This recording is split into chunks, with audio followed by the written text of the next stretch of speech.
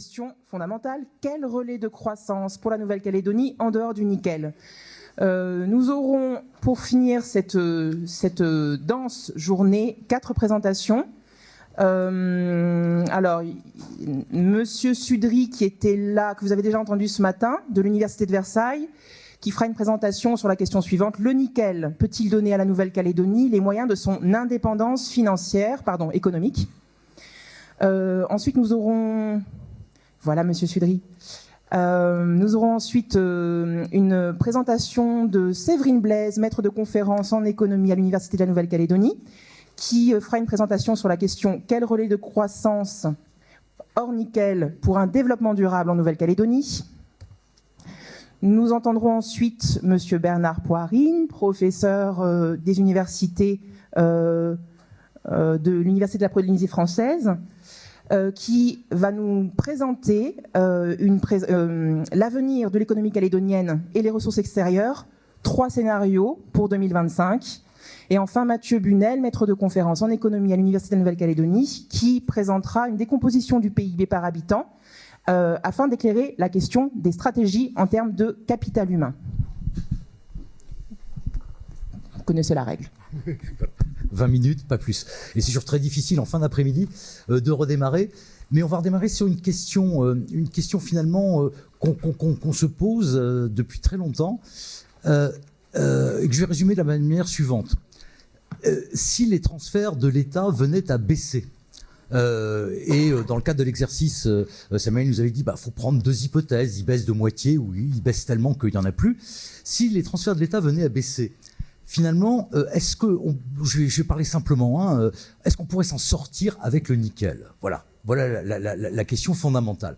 Est-ce que la richesse du nickel pourrait venir se substituer au transfert de l'État? J'aime bien annoncer tout de suite la réponse. La réponse est non. La réponse c'est non. Mais ce que je vais vous montrer, c'est que c'est globalement non, mais il faudrait un alignement des planètes qui est tellement peu probable. Il faudrait des cours très élevés ou des quantités extraites phénoménales. Alors oui, peut-être là, le nickel pourrait venir en substitution. Mais avec des hypothèses plausibles, qu'on va regarder ensemble là, dans un instant, malheureusement, non. Non, le nickel ne sera pas... il apporte beaucoup de choses à la Nouvelle-Calédonie, il est indispensable à sa croissance et à son développement, mais il ne peut pas tout faire. Et il ne peut pas notamment se substituer totalement ou partiellement d'ailleurs au transfert. Alors, voilà, bon, la problématique, on vient de la donner. Alors, j'avais prévu, mais on va zapper, d'abord pour ne pas déborder, j'avais prévu en fait de vous présenter un cadre d'analyse un peu théorique avec quelques équations. Je crois que c'est pas forcément nécessaire. Allons directement, donc je vais pas appuyer sur le petit bouton, allons directement à l'essentiel et de tête. Aujourd'hui, on est en termes d'autonomie financière. Et avant de vous donner la réponse avec un ratio qui n'a pas beaucoup d'intérêt en soi, il faut savoir qu'est-ce qu'on mesure dans l'autonomie financière. Idéalement, je dis bien idéalement, un pays est autonome financièrement quand il exporte autant qu'il importe. C'est-à-dire que concrètement, il va gagner des devises en exportant, et ces devises vont lui permettre, à due concurrence des exports, d'acheter ses importations. Donc un taux, je dirais un pays complètement indépendant, ça serait un pays dans lequel ce taux serait à 100%. Donc il y a un taux de couverture des imports, excusez-moi, par les exports, égal à 100%. Éventuellement d'ailleurs, et ça se voit dans le monde, l'Allemagne est clairement dans cette situation-là. L'Allemagne, elle est, je dirais, sur-autonome ou sur-indépendante. C'est-à-dire qu'elle a plus d'exports que d'imports. Mais c'est pas forcément souhaitable. Alors, la gamme des pays ensuite, c'est la majorité, sont très proches, avec un taux d'autonomie financière proche de 100%. Et puis il y a des règles du jeu.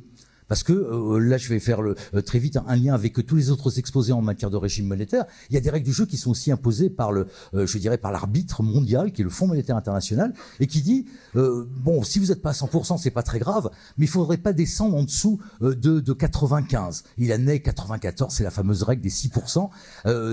94 de taux d'autonomie financière. Si vous tombez en dessous, là, vous allez avoir des problèmes de financement de balance des paiements. Je ne reviens pas, on en a beaucoup parlé juste avant la pause. Alors, où la Calédonie se situe-t-elle, sachant qu'elle n'a pas à défendre sa monnaie? On en a parlé et les exposés de Jean-David et de Mathieu l'ont montré, elle n'a pas à défendre sa monnaie.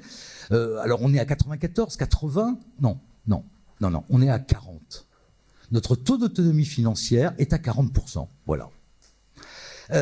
Si on reprend simplement le nickel, la contribution du nickel, c'est simplement la couverture des importations par le seul nickel actuellement, c'est un taux de 25%. C'est-à-dire que si on n'avait que le nickel, nous pourrions que financer que 25% de notre facture d'importation. Voilà ce que ça veut dire. Donc tout ceci aurait été présenté très rapidement et donc trop rapidement avec des équations qui sont tout à fait standards et mes collègues reconnaîtront par exemple notamment l'équation des déficits jumeaux, mais c'est pas l'objet. Maintenant on part de ce taux de 40% qui est la réalité d'aujourd'hui, d'accord? Et on se dit si on devait être autonome, il faudrait remonter dans la zone des 100%. C'est-à-dire, et on voit bien compte tenu de nos spécialisations, c'est seul le nickel pourrait. Mais on verra aussi qu'il y a des relais de croissance hors nickel dans un instant, mais seul le nickel, globalement, pourrait nous permettre d'avoir notre autonomie. Sauf que ça nous demanderait, et on va le voir maintenant, ça nous demanderait, en fait, et on va regarder au travers de deux prismes, ça nous demanderait effectivement des exportations de nickel que manifestement nous ne pouvons pas avoir, au moins à court terme. Et ça, on y vient. Mais avant de passer à cette autonomie financière, donc par les exportations, il y a une question subsidiaire qui est en creux et qu'on aurait bien vu si on avait eu le temps de regarder l'équation. Être autonome, c'est aussi être autonome d'un point de vue budgétaire. Et en fait, si je prenais une pièce, l'autonomie budgétaire et l'autonomie de la balance des paiements, c'est la même chose, hein, à un déficit près. Donc, est-ce que le nickel permettrait pour nos finances publiques, hein, finalement, de se substituer au transfert et de rééquilibrer, hein? Dans les deux cas de figure, on va répondre quasiment non. On va commencer déjà par parler des budgets. Voilà. Le constat, alors là, on va faire de la politique fiction, hein, ou de la science-fiction, hein, ou de la projection sur le futur dans un instant, mais d'abord, regardons dans le rétroviseur, avec un paradoxe. Le nickel, alors ça va dépendre des années. Des fois, on a vu ce matin des présentations, hein, où le nickel, le poids relatif du nickel dans le PIB, c'est 3%. Et puis, normalement, si toutes les usines tournaient à pleine capacité, on devrait plutôt être aux alentours des 20. En tout état de cause, sur la période 2006-2014, où, bien évidemment, les trois usines ne sont pas en ordre de marche, le nickel, ça contribue à peu près à 9% de notre richesse. Et si on arrondissait, c'est 10% de la richesse. Mais vous voyez que sur cette même période, en matière budgétaire, le nickel n'a contribué qu'à 2,5% du total des ressources budgétaires. Le total, c'est ce qu'on appelle les prélèvements obligatoires. Les prélèvements obligatoires, c'est les impôts plus les cotisations sociales. D'accord? À un niveau très macro, il faut faire la somme des deux. Hein, c'est cette notion de prélèvement obligatoire. Alors, je ne vais pas commenter le graphique, mais le pic, hein, que l'on voit ici, bon, je ne serais pas m'en servir ce truc-là. Le pic que l'on voit ici, c'est quand effectivement les prix du nickel sont montés au plafond. Alors là, effectivement, l'IS 35, hein, qui est l'IS mine et métallurgie, est bien rentré dans les caisses. Mais globalement, vous voyez qu'on est sur moyenne et longue période, plutôt aux alentours des 2,5. Ce qui voudrait dire que concrètement, il faudrait, si on voulait être autonome, si on voulait se passer des transferts de l'État pour équilibrer nos budgets publics, on parlait ce matin, hein, de modèle social, donc pour assurer la continuité du modèle social calédonien, il faudrait que le nickel contribue beaucoup plus au financement de nos budgets. Question, ouais, peut-il le faire? Réponse, oui, mais alors avec des conditions qu'on va voir extrêmement fortes. Alors ce graphique, il est un peu compliqué, mais j'en suis désolé, mais si on simplifie trop, à la fin, on devient caricatural. L'objectif, c'est de savoir, finalement, quelles seraient les recettes d'impôts sur les sociétés à 35%, donc d'IS 35, quelles seraient les recettes potentielles qu'on pourrait avoir. Alors, pour avoir des recettes sur d'IS 35, il faut qu'il y en ait des bénéfices. Si les sociétés minières et métallurgiques font des pertes, l'IS 35, il nous passe sous le nez. Et c'est la raison pour laquelle, aujourd'hui, l'IS 35, il est de l'ordre de 500 millions, pas plus. Pas plus. Et quand on fait des projections à moyen et long terme, hein, ce qu'on fait régulièrement à l'occasion, soit donc des projections pour faire le budget primitif, soit dans le cadre du document d'orientation budgétaire triennale. Dans nos modèles, on inscrit 0 pendant de nombreuses années, parce que toutes les pertes accumulées, elles sont reportables. D'accord ? Donc, il y a une notion qui va venir sur le graphique, qui est la notion de point mort, mais que tout le monde entend bien parce que les opérateurs métallurgiques ont communiqué ces dernières semaines et même ces derniers jours sur la notion de point mort. À quel moment on commence à faire des bénéfices ? C'est ça le point mort, tout simplement. D'accord ? Et donc, je n'ai pas choisi une hypothèse plutôt qu'une autre. J'ai pris 3 points morts. Alors, vous voyez la courbe verte ici, c'est si les opérateurs métallurgiques, c'est un peu plus compliqué parce qu'il y a aussi les opérateurs mines, mais on oublie, avaient un point mort à $4 la livre. La SLN, dans ses plans de performance, essaye de tendre vers ce niveau, mais elle n'y est pas encore. On est plutôt aux alentours des 4,5 voire 5. D'accord ? Donc on a testé la courbe rose qui est au milieu, et si le nickel dans son ensemble était un point mort à 5, c'est-à-dire que il faudrait attendre sur le marché international au moins $5 la livre pour commencer à dégager les bénéfices et commencer à prendre de l'IS-35. Et puis un cas plus terrible encore pour nous, c'est si le point mort était à 8. Plus terrible, mais moi je l'ai connu, un point mort à 8 de la SLN il y a quelques années de ça.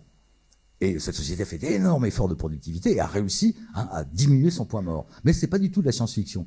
Et vous voyez que, là je vais essayer de prendre la souris si elle apparaît à l'écran. Voilà. Je vais prendre le cas de figure le plus sympathique. Supposons des opérateurs métallurgiques très performants. D'accord ? Si le cours du nickel... Si j'ai un point mort à 4 et le cours du nickel est à 4, vous voyez, sur l'axe vertical cette fois-ci, j'ai un point mort à 4, le cours est à 4. La quantité de bénéfice, 0. Donc, sur l'axe vertical, c'est 0. Si je voulais, avec cette hypothèse d'un point mort à 4, je voulais que le nickel me rapporte... je n'ai pas la souris, elle va apparaître ou pas si je tape dessus, je vais passer sur la diapo suivante. Désolé, là j'ai un problème technique, peu importe. On va le voir directement sur l'écran. Vous voyez que si je veux que mon nickel m'assure l'équivalent de 50% des transferts actuels, le nickel... Ah bah oui, formidable. Et là, ça marche comment ? J'appuie à gauche. Non, bon. Vous voyez que l'intersection de la... C'est dommage parce qu'avec la souris on aurait mieux vu, mais l'intersection de la droite verte et des pointillés, de la première barre pointillée, super, merci beaucoup. Ici, voilà. Vous voyez, je démarre à 4, à 4 j'ai pas de bénéfice. À 5 j'en ai un petit peu. À 6 j'ai à peine 50 millions. Mais 50 millions ça ne me suffit pas. Parce que si j'ai que la moitié de mes transferts, il faut que je fasse 10 millions, excusez-moi, c'est milliards. Il faut que je fasse 75. Donc on va monter. Et on voit ici que si le point mort dans le nickel est à 4, il faut attendre des prix du nickel de l'ordre de 8 pour commencer à pouvoir se substituer au transfert. Et si je voulais maintenant me substituer avec le nickel à tous les transferts métropolitains, c'est pas $8 la livre qu'il faudrait sur le LME, c'est 13. Et si j'étais pas bon, parce que ça peut arriver, voilà, tant que si j'ai un point mort à 8, tant que je suis à 8, je n'ai que très peu d'IS, c'est que les mineurs qui l'amènent à ce moment-là. Et après, effectivement, si je suis à 9, j'en ai un peu. Et regardez, si je voulais, avec un point mort à 8, me substituer totalement au transfert métropolitain, 16, $17 la livre. Alors on va dire, c'est beaucoup, c'est pas beaucoup. Ben, c'est du jamais vu, ou presque. Voilà, ce graphique, on l'a vu déjà ensemble à plusieurs reprises. On vient de dire, parce que c'est masqué sous l'écran, on se substitue, le nickel se substitue à hauteur de 50% au transfert, on est grosso modo entre 8 et $12 la livre. Là j'ai pas, 8-12 $, je vais essayer de le, mais si je rappuie, et ça va malheureusement passer à la diapositive suivante, on connaît la courbe tous ensemble, 8-12 $, c'est rarissime. Du 16-17, et il faudrait ça tout le temps surtout. On l'a connu une seule fois, 2007. Il faudrait un hypercycle qui dure ad vitam aeternam. Moi, j'ai jamais vu ça, un hypercycle qui dure ad vitam aeternam. Alors, bien évidemment, il peut y avoir des changements technologiques. On nous parle de la voiture électrique en Chine avec les batteries, donc un marché formidable pour le cadmium nickel, etc., etc. Oui, mais c'est quand même fragile, hein. Et si ça n'avait pas lieu?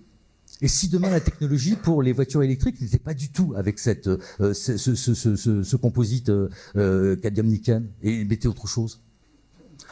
Trop dangereux.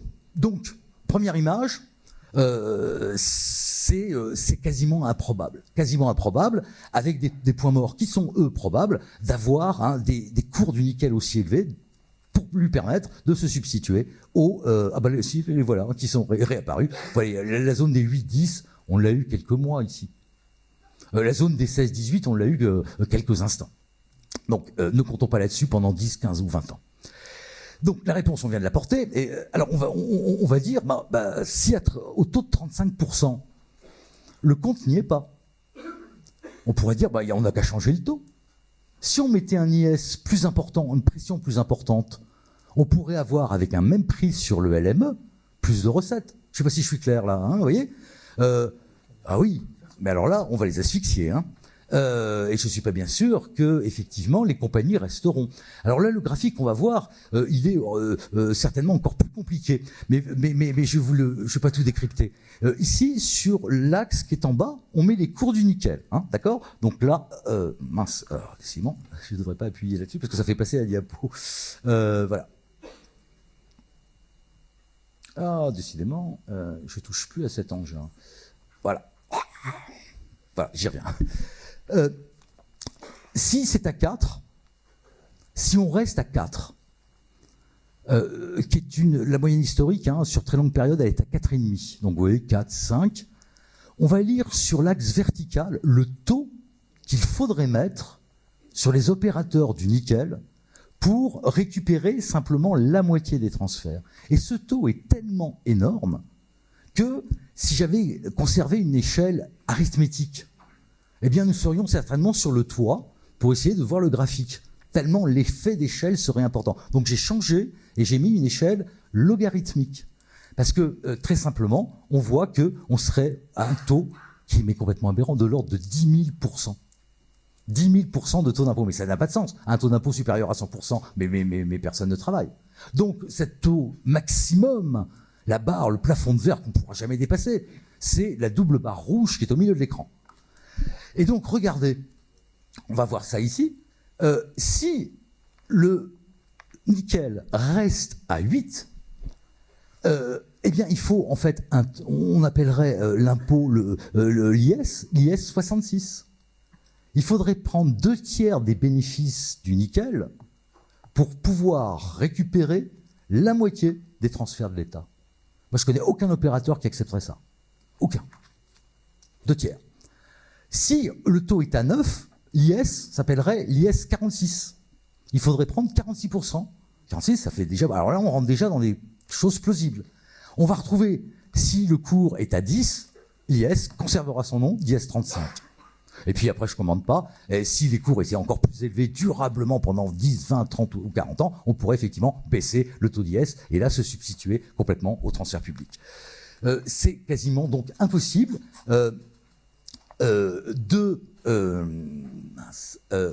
d'imaginer, avec des cours du nickel raisonnables, hein, que finalement on pourra remplir les caisses de nos finances publiques avec donc cette ressource. Maintenant, autre problème qu'on a à régler, est-ce que l'IS nous permettrait d'avoir l'autonomie financière? Finalement, est-ce qu'on aurait, grâce à l'IS, les dollars nécessaires pour acheter nos importations? Hein, là, ce qu'on vient de voir, c'est est-ce qu'on aurait, avec les bénéfices des opérateurs de quoi avoir nos ressources en finances publiques. Maintenant, on va regarder sur les exports. Alors, hop, je reprends ça, et la réponse va être tout aussi non. Des graphiques qui sont peut-être un petit peu difficiles à lire, mais vous allez voir tout de suite qu'on va raisonner par l'absurde dans 2 secondes. La première chose qu'il faut regarder, c'est où en sommes-nous? Voilà, là c'est la base en 2016. En 2016, tout est dit. Et le vert ici, hein, c'est quoi? C'est la contribution des usines métallurgiques à la production de nickel, métal. Et ce qui est au-dessus, en ocre ou un petit peu marron, c'est la contribution en fait de la mine à la production totale de nickel. Voilà, donc ça c'est notre situation actuelle. D'accord? Maintenant, ce qu'on voudrait, c'est avec le nickel, assurer la couverture de nos importations pendant 10 ans. C'est possible? Oui. Ah oui, ça, les modèles, ils vous donnent toujours une réponse. Hein. Mais est-ce que la réponse est sensée? Non. Si le dollar est à 4, c'est la première barre, on va regarder si la croissance est molle, et puis on oublierait. Vous voyez, si le dollar si le nickel est à 4 dollars, voilà, j'ai arrêté de bafouiller, j'ai placé en bas, déjà, j'ai fait une hypothèse, mais qui n'est pas farfelue, là, pour le coup, je vais sortir 3 fois 60 000 tonnes, supposons que ça soit ça, de mes usines, donc j'ai déjà 180 000 tonnes assurées. Mais 180 000 tonnes assurées grâce à mes métallurgistes, multipliées par un prix de 4 dollars la livre de nickel. Hein, ça ne me couvre pas mes importations. Il m'en manque, mais il m'en manque beaucoup. Donc qu'est-ce qui me reste? La 4e usine, d'ici 10 ans, mais on ne l'aura pas. Elle serait déjà dans les cartons. Elle serait déjà en préfinancement. Donc comme on n'aura pas, quelle est la seule solution? C'est d'exporter des minerais. Et donc là, vous voyez que c'est un changement de modèle économique. Hein. Et les exportations de minerais, une minute, ça j'aurais du mal, mais on va conclure. Les exportations de minerais pour y arriver à cette couverture, vous voyez, c'est sur la barre sous l'axe A4, c'est toute la grande barre orange qui est là. Il faudrait faire, 200, 400, 600, presque 600 ou 700 000 tonnes d'exportation de latérite et saprolite. Parce que le modèle calcule avec des prix différenciés pour chaque. Alors là, on parle de dégradation de l'environnement, on parle de... ce matin, Cécile, tu parlais de croissance soutenable. Là, c'est insoutenable. Hein. Là, à la limite, c'est même les stériles de Doniambo qu'on renvoie dans des barges pour essayer de boucler le budget en termes d'import et d'export. Alors bien évidemment, si le nickel est à 5, à 6 ou à 7, on voit que la nécessité d'aller exporter du minerai pour pouvoir couvrir est plus faible. Mais un nickel pendant 10 ans à 7 dollars la livre, moi, j'y crois pas beaucoup. En plus, et là on voit tout de suite que le scénario, c'est un scénario de science-fiction. Parce que, vous voyez que, voilà, ça il faut que j'arrête, mais quand même ce chiffre, il est marquant, parce qu'on peut dire, bon, pourquoi pas, on va exporter tout ça. Oui, mais ça voudrait dire, vous voyez, qu'on aurait un poids tout à fait prépondérant sur le marché mondial du nickel. Parce qu'actuellement, nous pesons 9%. Ça, c'est la base 2016. La Calédonie, c'est 9%, en termes de nickel métal contenu. D'accord ? Si je voulais exporter 800 000 tonnes, compte tenu du fait que j'en ai 180 000 dans mes usines, il faudrait que j'exporte tout le reste en minerai. Et dans ces cas-là, il faut que j'ai 40% du marché mondial. Et si je voulais exporter 1 million de tonnes, ce qui dans la croissance soutenue serait pas ce qui serait nécessaire, il faudrait que la Calédonie récupère à elle seule 50% du marché mondial. Compte tenu de notre compétitivité actuelle, c'est pas fait, c'est pas acquis. Et j'arrête là.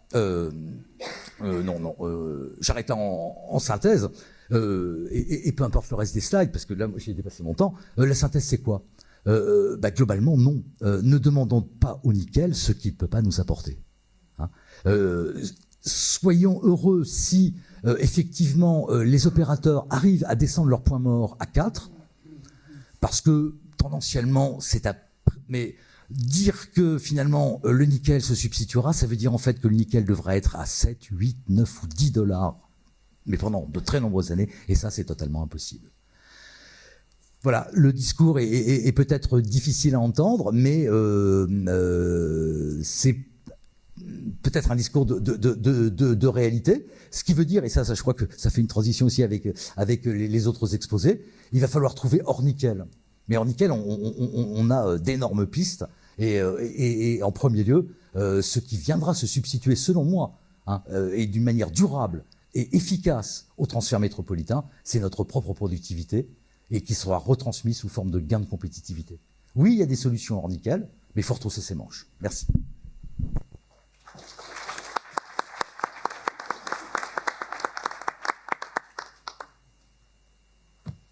On va enchaîner et on garde les questions pour la fin.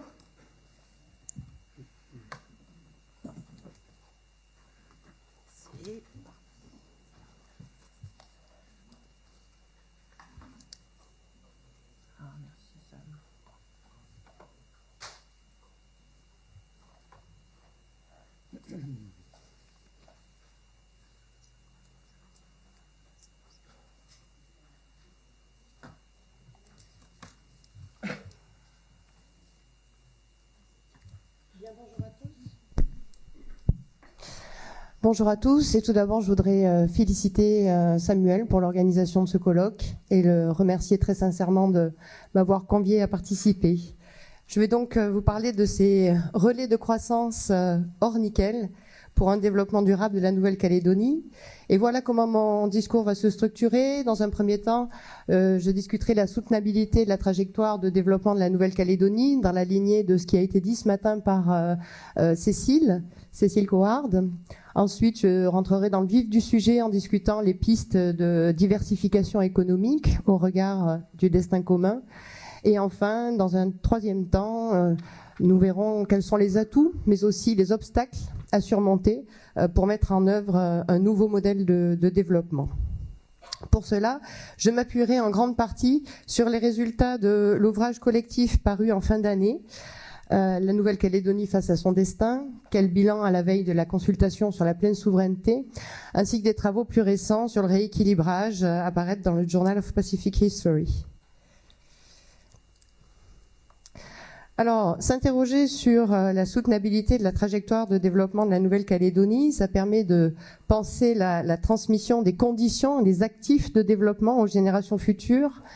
Comme l'a rappelé ce matin Cécile, la mesure globale de la richesse de l'archipel montre que l'essentiel de cette richesse à transmettre aux générations futures ne provient pas du capital économique ou naturel, mais plutôt d'autres composantes, ce qu'on appelle le capital immatériel, c'est-à-dire le capital humain, social, culturel ou encore géostratégique. Un calcul qui relativise, ici encore, le poids de la mine et de la métallurgie dans la richesse totale. La question est alors celle de la substitution entre les différents capitaux et des seuils éventuels jusqu'où ces substitutions sont possibles et réversibles. Dans une première approche en termes de soutenabilité faible, l'ouvrage propose une évaluation monétaire de la capacité de la Nouvelle-Calédonie à maintenir à travers le temps cette richesse à travers l'indicateur d'épargne véritable. L'analyse montre que la stratégie d'accumulation a été soutenable sous l'ensemble de la période 1970-2012. Ce qui veut dire que les investissements dans le capital économique ont plus que compensé, capital économique et humain, ont plus que compensé les dépréciations du capital naturel. Vous notez néanmoins que cette courbe d'épargne véritable révèle de fortes fluctuations, ce qui atteste de la vulnérabilité de cette trajectoire.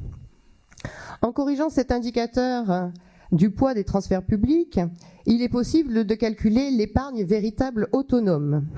Cet indicateur est quant à lui négatif jusqu'en 2012, sauf à 3 exceptions près, 1972, 2004 et 2010, avec toutefois 2 périodes distinctes.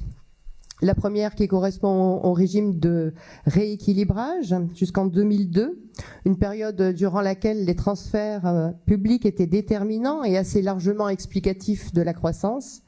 Et la seconde période correspond au régime d'industrialisation sur la période 2002-2012, une période pendant laquelle le poids relatif des transferts publics diminue face aux investissements directs étrangers. Et alors, la croissance de l'économie calédonienne s'inscrit davantage dans une trajectoire de soutenabilité autonome. On le voit, en 2004 et 2010, on est quasiment au seuil de soutenabilité. Mais le caractère transitoire de ce régime, avec la fin de construction des 2 grandes usines métallurgiques, avec cette fin donc de ce régime, eh bien la question de la soutenabilité va dépendre profondément des éventuels relais de croissance qui se mettront en place. Alors cet indicateur d'épargne véritable et des indicateurs de soutenabilité faible n'épuisent cependant pas la question de la soutenabilité. Selon une lecture en termes de soutenabilité forte cette fois, l'idée c'est que des seuils peuvent apparaître dans les différentes dimensions de la richesse, des seuils en dessous desquels les dégradations seraient irréversibles et non compensables. Alors pour mener ce travail, nous avons dû faire face à la fois au manque de données, mais aussi au problème que ces données ne sont pas mises en cohérence toujours au niveau du territoire. De façon générale, l'analyse qui a été menée laisse penser que jusqu'ici, de façon agrégée, un seuil de capital naturel critique n'a pas été atteint. Toutefois, plusieurs indicateurs attestent que, de façon plus localisée, les seuils limites d'accumulation de certains polluants sont dépassés. Au-delà de la discussion sur la dimension environnementale et le capital naturel, le thème de l'exode rural revient de façon récurrente comme une manifestation de la perte de capital social et culturel dans la société kanak, notamment dans le nord et l'est de la Grande Terre et dans les îles. Pourtant, comme cela a été démontré, les migrations internes sont aussi l'expression du renforcement du capital humain et social associé à une stratégie de développement économique et de rééquilibrage entre le nord et le sud. Ainsi, il apparaît qu'en Nouvelle-Calédonie, le développement économique, le capital économique viendrait en support du capital social et culturel, notamment en irriguant les activités dites traditionnelles. Alors, au-delà du nickel, quelle piste pour une diversification de la structure productive du territoire ? Il ne s'agit pas ici de livrer une vision prospective, mais plutôt de livrer quelques réflexions, de lancer quelques pistes de réflexion pour le futur. La Nouvelle-Calédonie, ça a été rappelé ce matin, elle est confrontée au défi d'une petite économie insulaire, bénéficiant d'une rente minière. De ce fait, elle doit faire face à un niveau élevé de vulnérabilité macroéconomique. La montée en puissance du secteur métallurgique va ainsi de pair avec un accroissement de l'exposition de l'économie aux chocs provenant des marchés internationaux, celui du nickel, mais pas seulement, les marchés financiers aussi, de par la structure en capital des grands opérateurs métallurgiques. La gestion de ces chocs devient donc de plus en plus importante pour la définition de la trajectoire de croissance du territoire. Il s'agit de réduire les vulnérabilités et les dépendances en augmentant la diversification et la résilience de l'économie. En effet, en contexte d'incertitude, la diversification du tissu productif continue de représenter la meilleure stratégie. Toutefois, les succès limités des politiques de soutien au secteur échangeable démontrent l'importance des difficultés rencontrées sur le chemin de cette diversification. À cet égard, la stratégie de valorisation du patrimoine, qu'il soit naturel ou immatériel, déjà présente dans certains secteurs, représente une source potentielle de diversification et de soutenabilité pour l'économie néo-calédonienne. En effet, à la notion de richesse et de ses composantes substituables car convertibles en monnaie, se superpose la notion de patrimoine. Ce patrimoine néo-calédonien, il est objectivement reconnu comme exceptionnel et il doit être préservé pour les générations futures ou autrement dit, valorisé de façon soutenable. L'enjeu, c'est donc de trouver les moyens de valoriser ce patrimoine de façon soutenable. Cela implique d'une part d'investir massivement pour la préservation et le développement de ce patrimoine. Évidemment, au-delà de la mobilisation de ressources financières, il s'agit également d'ériger un cadre législatif et réglementaire incitatif.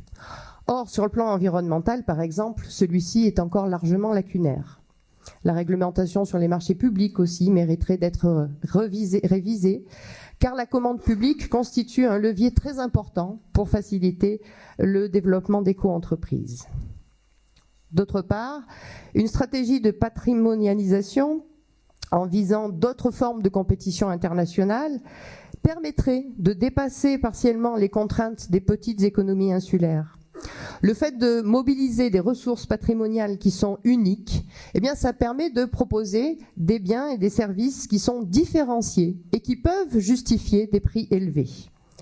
D'ailleurs, il s'agit d'une stratégie de plus en plus présente au niveau international, notamment dans le secteur touristique. Alors, la nécessaire diversification de l'économie néo-calédonienne constitue une source de débat, de controverse, car cela impose de faire des choix qui renvoient nécessairement à des choix de société. Dans le cadre d'une stratégie de diversification basée sur les secteurs de niche ou naissants, Des opportunités de diversification existent, notamment par la requalification de certains secteurs, comme le secteur agricole. Quand on s'interroge sur les valeurs communes des Calédoniens, susceptibles de constituer le fondement d'un destin commun, il me semble que ce qui rassemble les différentes communautés, c'est sans doute cet attachement à la terre et au travail de la terre. À cet égard, la revalorisation du travail de la terre peut constituer une source d'opportunités, même si les perspectives, on est bien d'accord, resteront forcément limitées en termes d'emploi ou de production de richesses. Une telle revalorisation passe sans doute par une revalorisation du salaire minimum dans ce secteur.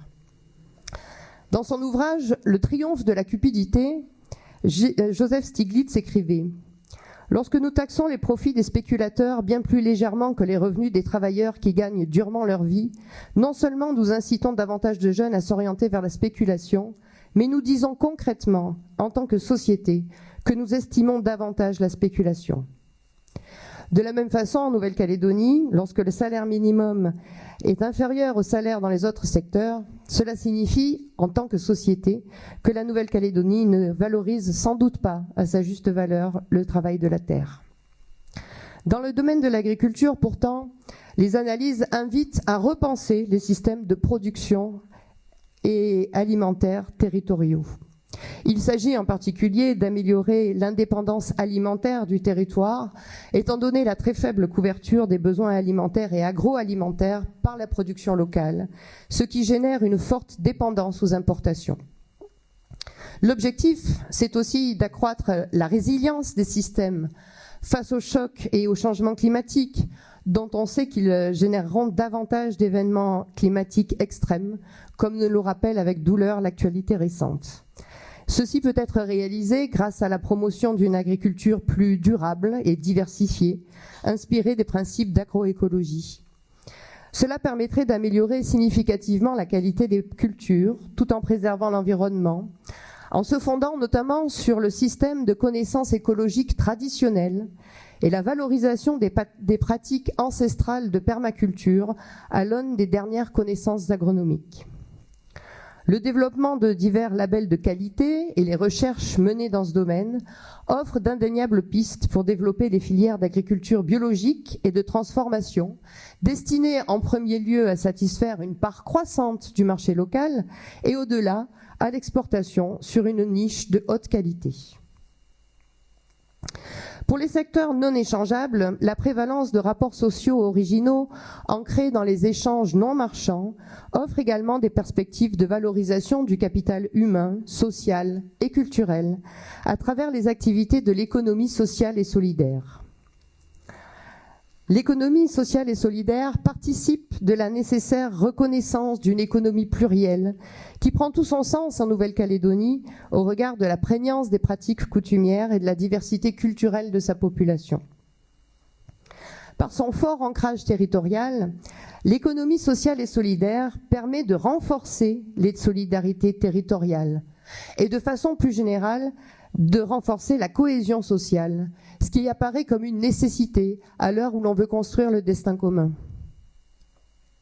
Au-delà de sa contribution spécifique au développement de la société, c'est le potentiel d'innovation de l'économie sociale et solidaire qui est particulièrement mis en avant dans la littérature. D'ailleurs, malgré les difficultés liées au manque de formation à la gestion des organisations non marchandes, le secteur associatif témoigne d'un très fort dynamisme sur le territoire, avec plus de 470 associations créées chaque année sur la période récente. L'économie sociale et solidaire peut contribuer à renforcer les solidarités entre les communautés, améliorer la cohésion sociale tout en aidant les catégories les plus vulnérables que sont les femmes, les jeunes, les vieux, les malades et les handicapés. Enfin, le développement des pratiques culturelles fournit un autre exemple de perspective actuellement sous-exploitée.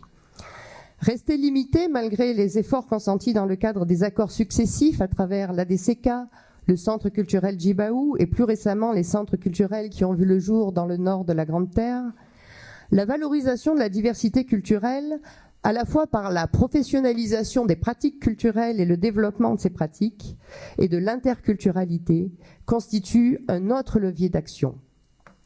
La création d'un véritable statut d'artiste permettrait sans doute de lever un certain nombre d'obstacles. La promotion de ces pratiques constitue l'un des points d'entrée vers une meilleure valorisation du capital immatériel de la Nouvelle-Calédonie.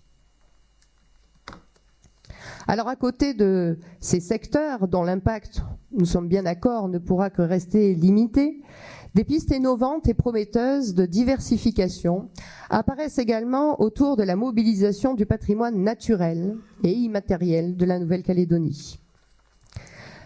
Les secteurs d'application d'une valorisation patrimoniale sont en partie déjà présents sur le territoire. Ils recouvrent le tourisme, la sylviculture, l'aquaculture, les micro-organismes, la valorisation de plantes endémiques, médicinales et ornementales, la phytoextraction, la revégétalisation ou encore les plantes hyperaccumulatrices. L'analyse économique des valeurs associées à la nature apporte un éclairage intéressant sur le potentiel de création de richesses dans ce domaine, un potentiel qui est assez largement ignoré. L'approche en termes de valeur économique totale propose ainsi une typologie des valeurs allant de la valeur d'usage à la valeur de non-usage.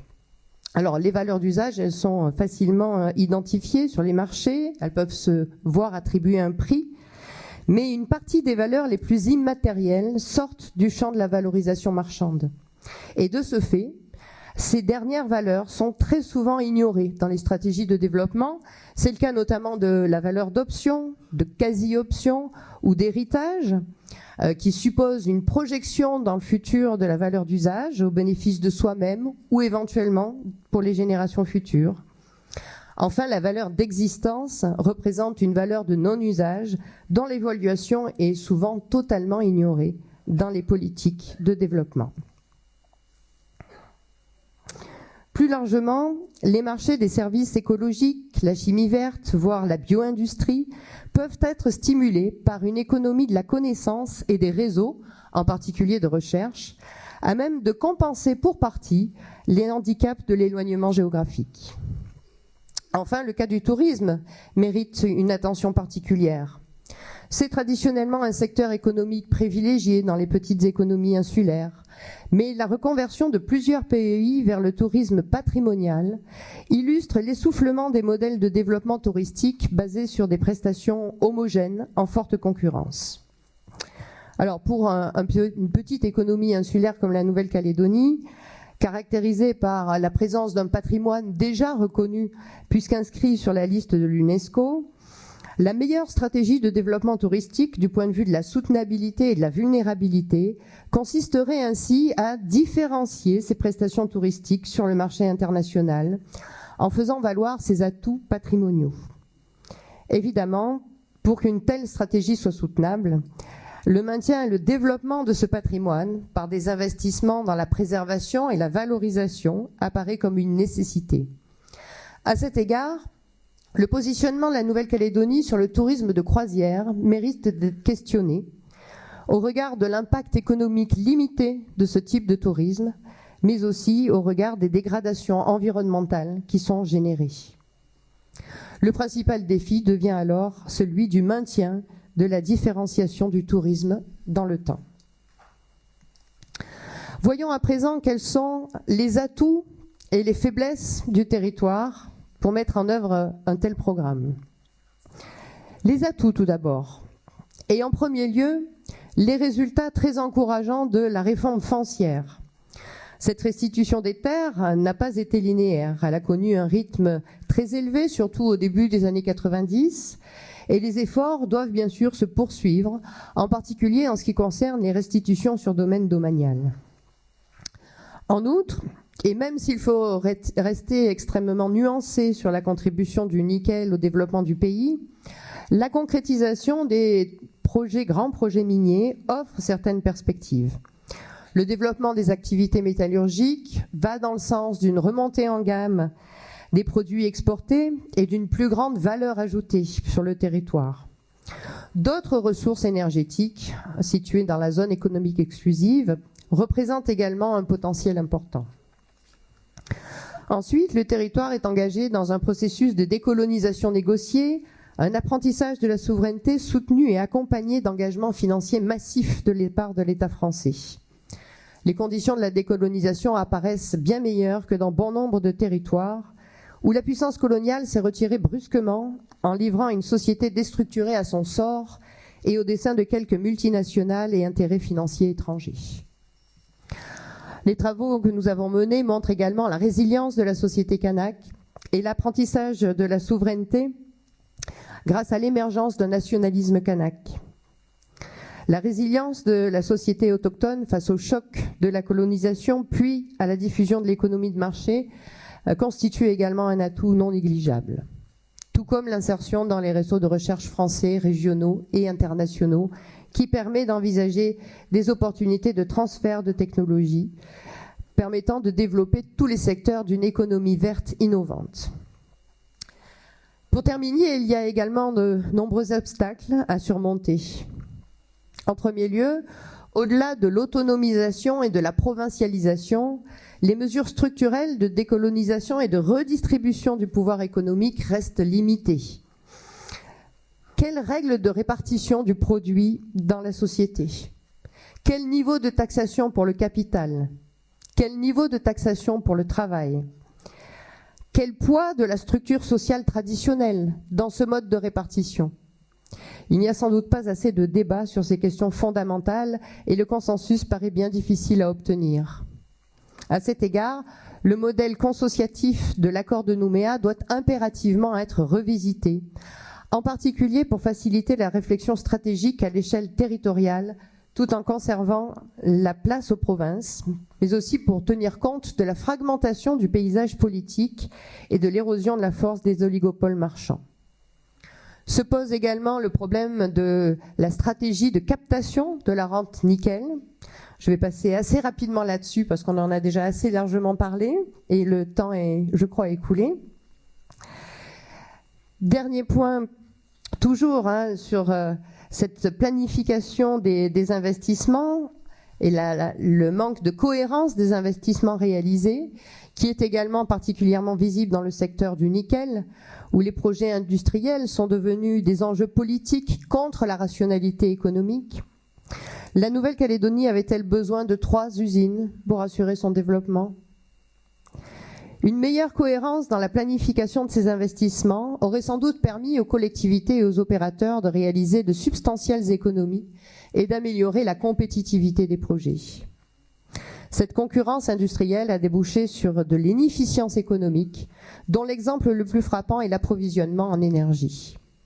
Il y a donc une nécessité de mettre en place des politiques volontaristes dépassant le court-termisme électoraliste. La diversité des trajectoires de développement montre qu'il n'y a pas de malédiction au fait d'être une petite économie insulaire. En revanche, et de façon décuplée par rapport aux économies de plus grande envergure, les politiques publiques jouent un rôle déterminant dans les trajectoires de développement. Quelques mots rapides en conclusion, pour souligner la nécessité de s'en remettre à l'intelligence collective, ce qui implique de faire circuler la parole au pays du non-dit. Il s'agit non seulement d'autoriser la parole, mais aussi de lui donner les moyens d'avoir prise sur la réalité. Pour cela, les rencontres, les débats et de manière générale, l'accès à l'information constituent des vecteurs forts de l'innovation, mais aussi de puissants vecteurs de changement. Une question qui se pose avec une acuité toute particulière pour les chercheurs comme pour l'ensemble de la population du pays. Merci de votre attention.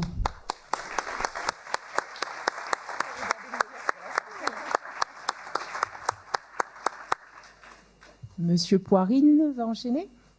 Bien, bonjour. Je vais parler aujourd'hui de l'avenir de l'économie calédonienne en présentant 3 scénarios possibles pour la période des 10 ans à venir. Et donc, comme on a des données fiables que depuis 2015, je vais faire 3 scénarios 2015-2025. Donc, en exergue, j'ai mis une citation d'un économiste caribéen qui dit que dans les petites économies, en particulier insulaires, la contrainte qui est imposé sur la croissance par le secteur extérieur est un phénomène continu. C'est-à-dire que les petites îles doivent obligatoirement s'ouvrir pour réaliser des économies d'échelle et doivent impérativement exporter et avoir une croissance de leurs exportations pour pouvoir avoir une croissance tout court.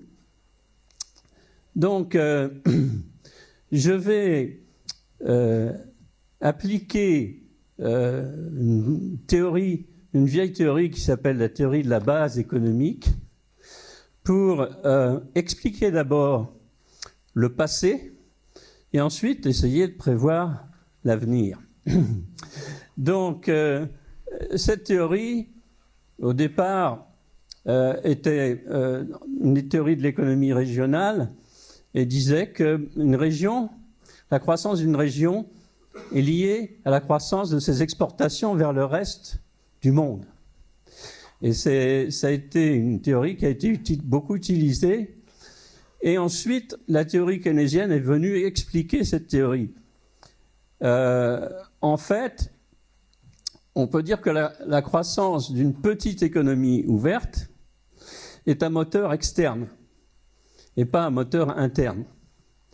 Et ces moteurs externes, ce sont les ressources extérieures, c'est-à-dire, en gros, l'argent qui vient de l'extérieur et pour irriguer l'économie locale. D'où vient cet argent?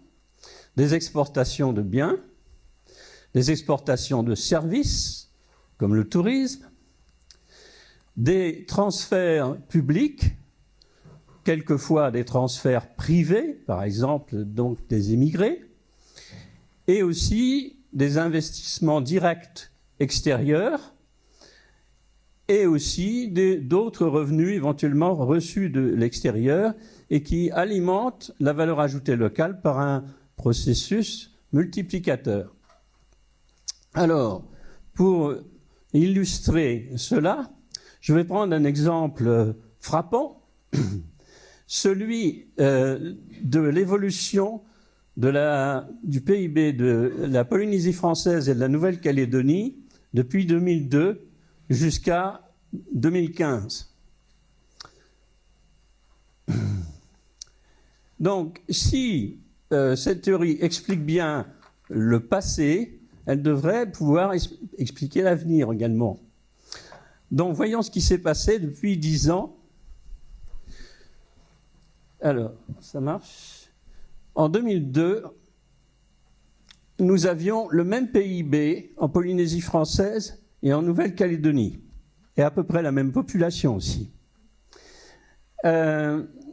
Et voyez ce qui s'est produit depuis un boom pour la Nouvelle-Calédonie et une stagnation pour la Polynésie française. Si bien que, parti à parité en 2003, on a maintenant un écart de 73% entre le PIB calédonien et le PIB de la Polynésie française. Qu'est-ce qui s'est passé? Eh bien, il s'est passé ça.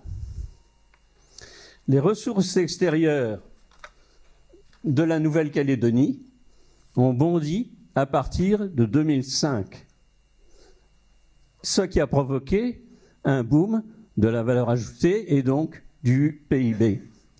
Et correspondant à l'écart qu'on a vu tout à l'heure, on a un écart maintenant des ressources extérieures de 79% entre la Nouvelle-Calédonie et la Polynésie française. Donc, qu'est-ce que c'est que ces ressources extérieures?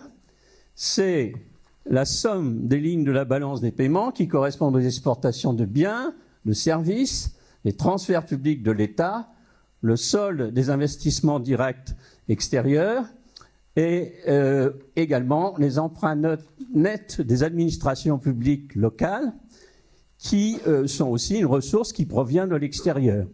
Tout cela, on peut l'avoir depuis 1998 grâce à l'IEOM qui tient des statistiques de la balance des paiements.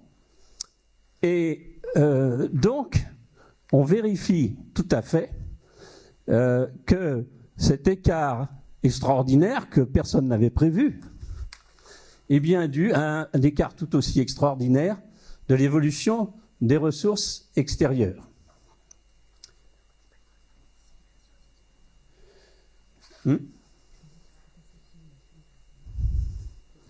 Oui, d'accord.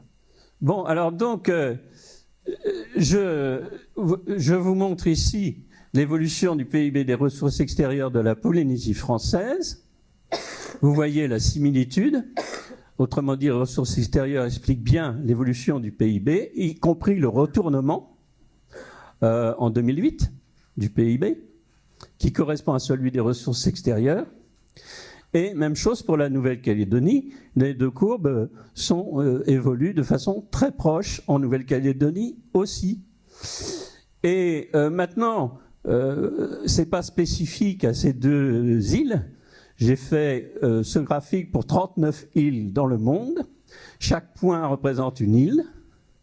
Chaque point nous indique quelle est la valeur des ressources extérieures sur l'axe horizontal et le PIB sur l'axe vertical.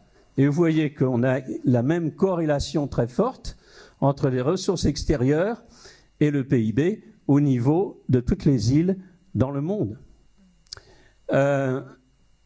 On peut faire aussi la même corrélation en regardant année par année et en faisant un graphique où chaque point représente une année pour chacune des collectivités. On obtient celui-ci donc pour la Polynésie française. On voit que les points s'allient presque parfaitement. Et ici pour la Nouvelle-Calédonie. Donc ça veut dire qu'il y a une relation très forte entre la croissance des ressources extérieures et la croissance du PIB. Même chose pour la valeur ajoutée marchande, qui est un agrégat plus significatif, parce que le PIB comporte notamment les salaires des fonctionnaires, et donc ça pose tout un tas de problèmes. Mais ce qu'on constate, c'est que l'écart qu'on a vu vient de quoi? Il vient de l'évolution des ressources extérieures que vous pouvez comparer ici, entre la Polynésie ici, et la Nouvelle-Calédonie ici. Qu'est-ce que c'est que cette partie verte? C'est le solde des investissements extérieurs. C'est ça qui a provoqué le boom, plus que l'évolution des transferts de l'État. Donc, au contraire, en Polynésie française, vous voyez qu'il n'y a rien de vert pratiquement. C'est-à-dire le solde des investissements extérieurs est quasiment nul. Donc, la Nouvelle-Calédonie a connu une période particulièrement faste. Mais vous voyez aussi que les investissements extérieurs ont tendance à baisser maintenant. Et donc, la Nouvelle-Calédonie a peut-être déjà mangé son pain blanc. Donc, en ce qui concerne les transferts de l'État, on s'aperçoit aussi qu'ils ont fortement augmenté à partir de 2010 pour la Nouvelle-Calédonie, alors qu'ils étaient auparavant constamment inférieurs à ceux de la Polynésie. Maintenant, la Calédonie reçoit un petit peu plus que la Polynésie. Donc ça a contribué aussi à l'écart. Donc, je vais passer sur la théorie et je vous montre simplement ici que ce ratio PIB sur ressources extérieures est remarquablement constant au cours du temps. En Polynésie, un petit peu moins en Nouvelle-Calédonie, mais aux environs de 2, un petit peu plus de 2, c'est-à-dire le PIB est à peu près 2 fois les ressources extérieures. Donc, en utilisant ce ratio, qu'on appelle le ratio de la base dans la vieille théorie, et en faisant certaines hypothèses, notamment que les investissements extérieurs vont revenir à leur niveau moyen antérieur, 2001-2005, que les emprunts nets des administrations locales ne vont pas augmenter plus, c'est-à-dire qu'ils vont augmenter mais au même rythme qu'avant. On peut dégager 3 scénarios. Un scénario rose où on pense que les exportations de nickel vont fortement augmenter, peut-être parce que les cours vont à nouveau atteindre des sommets et que les volumes aussi vont augmenter. Donc sur 10 ans, on suppose un triplement des exportations en valeur et on suppose que les transferts de l'État vont rester les mêmes qu'en 2015.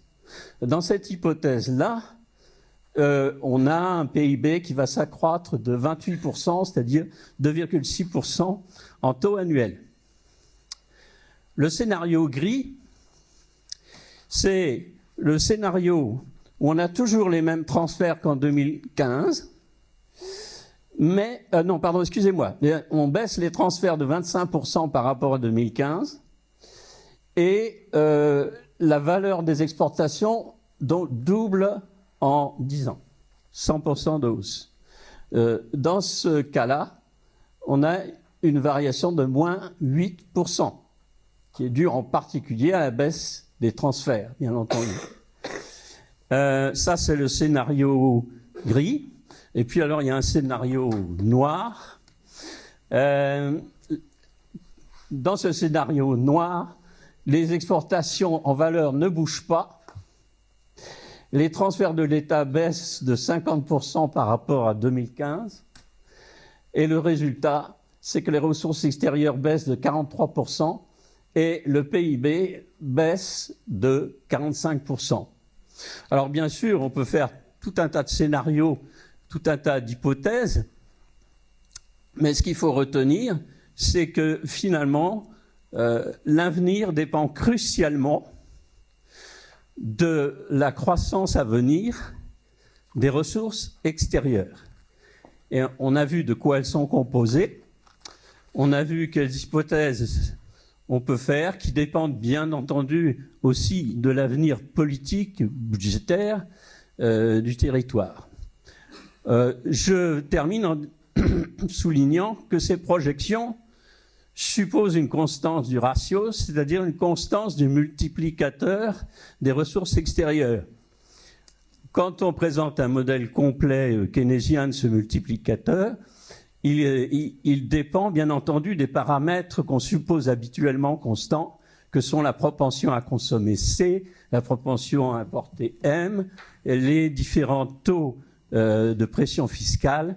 Et évidemment, cette constance des paramètres est une hypothèse forte. Ces paramètres peuvent être affectés défavorablement, par exemple par des événements sociaux ou par une instabilité politique extrême qui va, par exemple, faire baisser la propension à investir local ou la propension à consommer local. Donc, voilà, on peut faire toutes les projections que vous voulez. Il suffit de me dire comment vont évoluer les transferts publics, les exportations et les investissements directs extérieurs. Et moi, je peux vous dire comment va évoluer le PIB. Je vous remercie de votre attention.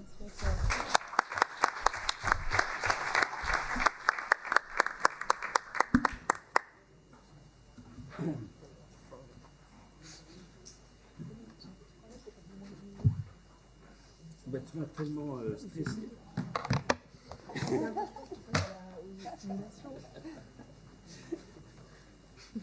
J'ai fait 14 minutes. T'imagines ce que ça aurait donné? J'avais encore une diapo. J'avais mon chronomètre, mais il a...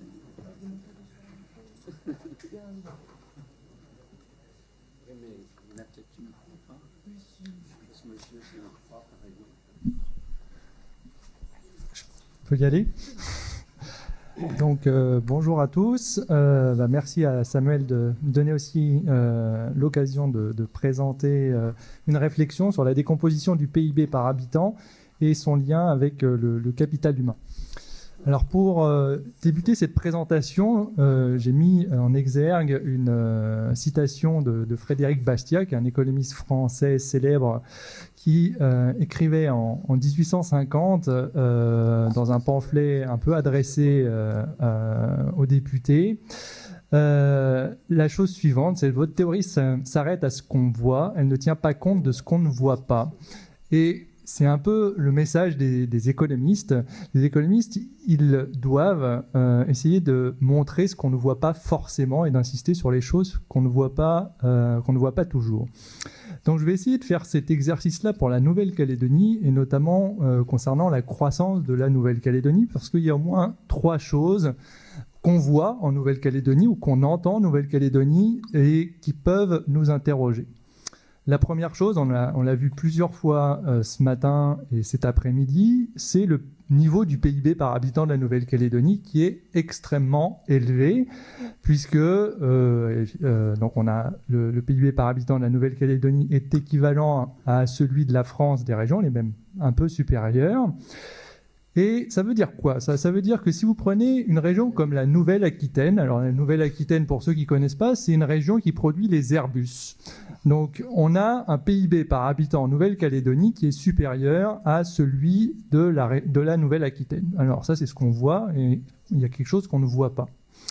Deuxième point, on nous dit dans plusieurs rapports, ce qui pousse la croissance ces dernières années, c'est une croissance extensive qui est tirée par l'investissement et qui est tirée par la démographie. Mais si, pour ceux qui ont fait un peu d'économie, il y a un économiste célèbre qui s'appelle Solow, qui est le père de modèle de croissance, qui nous dit non, la démographie, ça ne peut pas expliquer l'augmentation du PIB par habitant, puisque justement ça apparaît au dénominateur. Donc la démographie ne doit pas jouer. Mais est-ce qu'il n'y a pas quelque chose qu'on ne voit pas sur la démographie en Nouvelle-Calédonie qui pourrait expliquer cette forte hausse de ce PIB par habitant ? Et dernière chose qu'on voit et qu'on entend et qu'on vient de réentendre, c'est qu'on nous dit il faut augmenter cette productivité. Il faut se retrousser les manches et cette productivité, elle va augmenter. Ça, c'est ce qu'on entend. Et la question, c'est ce qu'on ne voit pas, c'est comment on va arriver à augmenter cette productivité. Alors pour essayer d'éclairer un peu ces 3 points, je vous propose d'utiliser alors une décomposition comptable un peu alternative à celle qu'on a l'habitude de voir, c'est-à-dire que ce qu'on a vu ce matin, ce qui nous a été présenté par les responsables de l'ISEE, c'est les décompositions par grands agrégats du PIB ou les décompositions sectorielles. Donc là, on va proposer une décomposition un peu différente qui va nous permettre justement de comprendre la situation de la Nouvelle-Calédonie et d'insister sur un point qui est en lien avec ma présentation, c'est le rôle du capital humain. Donc cette décomposition comptable alternative du PIB par habitant, donc qui repose sur aucune hypothèse théorique spécifique, elle permet de faire la chose suivante. Elle va nous permettre de lister un certain nombre d'éléments qui influencent le PIB par habitant.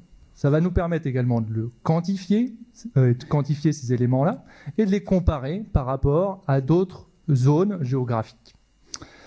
Donc la première décomposition, vous connaissez probablement tous, c'est un premier niveau de décomposition, c'est qu'on va décomposer le PIB par habitant à un premier bloc qui sera l'impact des prix et les parités de pouvoir d'achat. Un deuxième bloc qui correspond à la productivité apparente du travail. Et le dernier bloc, c'est la population dans l'emploi. Alors habituellement, on se concentre sur le bloc qui est en rouge, là au milieu. On discute du bloc en rouge et puis on oublie un peu ce qu'il y a en vert et ce qu'il y a en bleu. Donc ça, c'est le premier niveau d'analyse. Ensuite, si on descend d'un cran, si on essaie de décomposer cet effet prix, la productivité du travail et le poids de la population dans l'emploi. Donc sur les prix et la parité de pouvoir d'achat, ce qui va influencer ces 2 éléments, c'est d'une part l'inflation et d'autre part, et effectivement ce qu'on appelle de manière un peu vulgaire pour les économistes, la vie chère, c'est-à-dire que les différentiels de prix qui peuvent exister entre eux. Sur la productivité du travail, qu'est-ce qui peut expliquer cette productivité du travail? On peut au moins identifier 3 grands effets. Ça va être le progrès technique, le niveau d'équipement par salarié et le niveau de formation. Donc là, vous me voyez venir avec le capital humain, puisque c'est ce qui sera en rouge que le point sur lequel je vais un peu plus insister. Et dernière chose, c'est la population dans l'emploi, le ratio emploi sur population. Et ça, on peut le décomposer en 5 éléments, donc sur l'attractivité du territoire, le partage du travail, le taux de chômage, le taux d'activité et la structure démographique. Donc en fait, il y a un lien direct entre ces 5 effets et le ratio population dans l'emploi. Alors, je vous passe cette diapo. Ce qu'on va essayer de faire, c'est d'appliquer cette décomposition, vous voyez, relativement simple, en 3 grands blocs, puis en sous-blocs, pour essayer d'expliquer le niveau de vie relatif de la Nouvelle-Calédonie par rapport à la France et par rapport aux régions, au département d'outre-mer. On le fera donc en coupe et on le fera également en dynamique, de voir comment on peut expliquer la croissance du niveau de vie sur une période récente, donc de 2009 à 2014. Et ça nous permettra de discuter des menaces et des opportunités qui sont liées au capital humain et qui impactent ces différents aspects. Alors, la première chose que l'on peut souligner lorsqu'on fait cette décomposition de premier niveau, donc entre prix, productivité apparente du travail, emploi par habitant, ou la population dans l'emploi, qu'est-ce qu'on identifie? On identifie que lorsque on prend en compte les prix, le différentiel de prix, ça a déjà été dit par des gens qui sont intervenus aujourd'hui dans d'autres lieux, le rang de la Nouvelle-Calédonie change complètement. Vous voyez, on passe du 4e rang en termes de régions françaises au 14e rang des régions françaises. Donc la Nouvelle-Calédonie arrive après toutes les autres régions, mais reste devant les départements d'outre-mer. Donc ça permet de comprendre mon interrogation initiale entre la Nouvelle-Calédonie et la Nouvelle-Aquitaine. Ensuite, si on regarde justement la structure des 2 autres blocs, la productivité du travail et le ratio emploi par habitant, et qu'on compare ces 2 ratios par rapport justement à la France des régions, donc la France hors l'Île-de-France, ou les départements d'outre-mer. Ce qui saute aux yeux, c'est 2 choses. C'est d'une part le poids très faible de la productivité apparente du travail en Nouvelle-Calédonie, et d'autre part, et c'est lié, le poids extrêmement élevé par rapport au département d'outre-mer du ratio emploi par habitant, qui est assez proche, et on va voir pour des raisons assez différentes, de celui de la France des régions. Alors, si on positionne, vous voyez, en enlevant l'effet prix, la situation de la Nouvelle-Calédonie et des provinces de Nouvelle-Calédonie par rapport à différentes régions, on remarque la chose suivante, c'est que effectivement la Nouvelle-Calédonie a un PIB par habitant en termes réels qui est supérieur à celui des DOM, mais vous voyez sur ce graphique, on le voit très bien, c'est parce que la Nouvelle-Calédonie se situe à droite, c'est-à-dire que son avantage relatif par rapport au DOM, ça provient de l'écart de son rapport emploi par habitant, pas de sa productivité du travail. Inversement, on voit que les provinces, les 2 autres provinces, donc si la province, là j'ai écrit province des îles Loyauté et province Nord, vous voyez, accusent un double retard, à la fois sur la productivité du travail et à la fois sur le ratio emploi par habitant. Donc en termes de développement, il faudra peut-être pas mettre en place les mêmes instruments, les mêmes outils pour favoriser le développement dans ces différentes régions. Si maintenant on regarde les facteurs qui expliquent la bonne performance, puisque c'est le point positif de la Nouvelle-Calédonie, sur son ratio population en emploi, Qu'est-ce qui ressort de l'analyse lorsqu'on compare la situation de la Nouvelle-Calédonie par rapport à la France? Là, vous voyez, en fait, c'est l'aspect démographique. Alors, j'ai mis démographie pour ne pas écrire une phrase un peu longue, mais en fait, ça correspond à la structure de sa démographie et plus précisément à ce qu'on appelle, enfin ce que les démographes appellent, c'est le taux de dépendance démographique. Le taux de dépendance démographique, c'est le ratio entre les moins de 15 ans et les plus de 65 ans, et on fait cette somme, et on divise ça par la population en âge de travailler, donc c'est les 15 à 64 ans. Eh bien, la force de la Nouvelle-Calédonie, vous voyez, par rapport à la France, c'est d'avoir un ratio qui est extrêmement faible. Donc c'est ce qui explique une partie de cet écart. Par contre, vous voyez sur les deux autres dimensions, sur le taux d'activité, la Nouvelle-Calédonie étant en déficit par rapport à la France, et au niveau de son taux de chômage, alors exprimé au sens du recensement, il y a aussi un certain écart. Sur les facteurs qui expliquent la mauvaise performance de la productivité. Alors, ce qui est important d'insister, c'est qu'effectivement, la Nouvelle-Calédonie a été tirée par son investissement. Enfin, la croissance de la Nouvelle-Calédonie a été tirée par son investissement.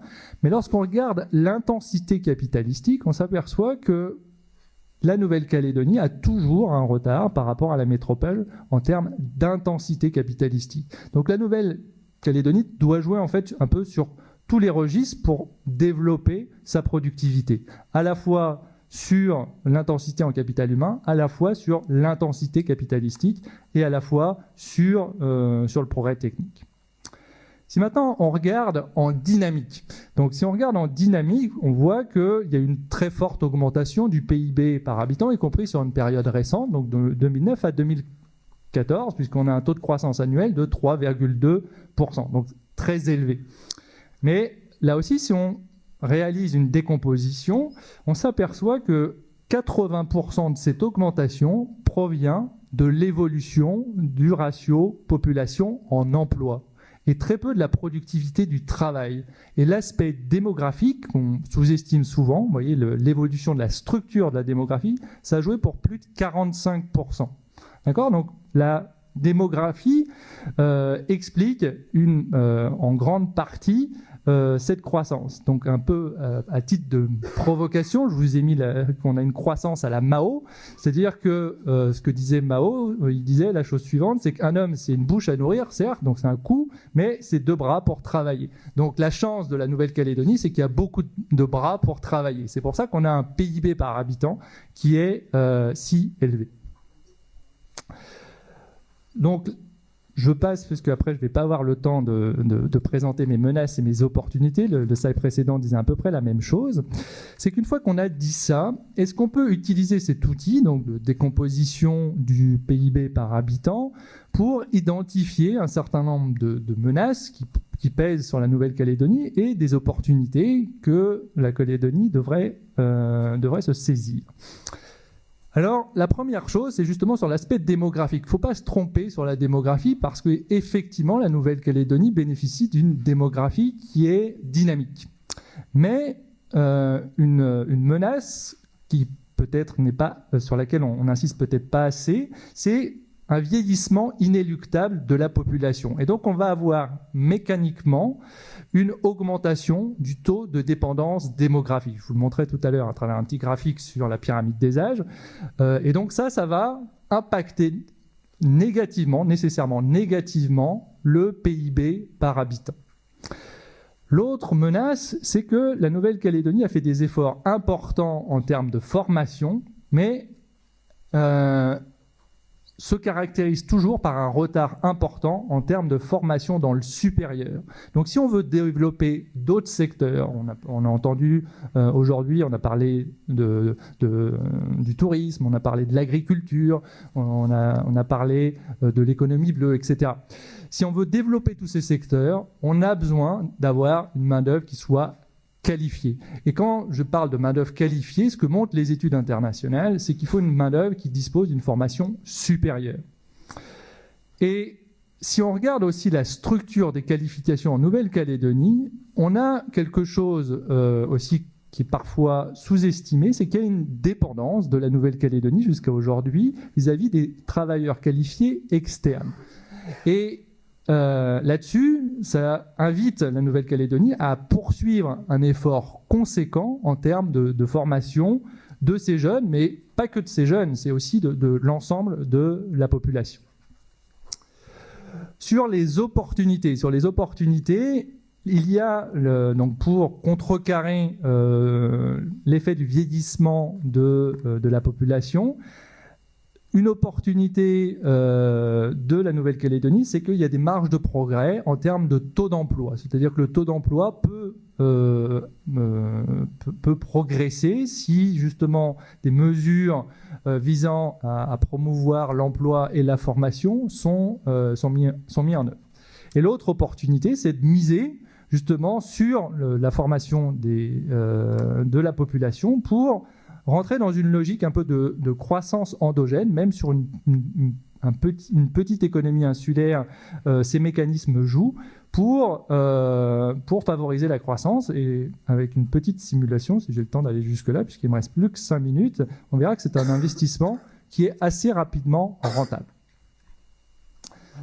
Donc, sur la structure de la démographique, si vous regardez le graphique qui est là, on s'aperçoit que la force de la Nouvelle-Calédonie, c'est, vous voyez, ce qui est entre les deux barres rouges. C'est-à-dire, vous avez presque 69% de la population qui est âgée entre 15 et 64 ans. Donc, il y a une population qui peut travailler, ce qu'on appelle la population en âge de travailler.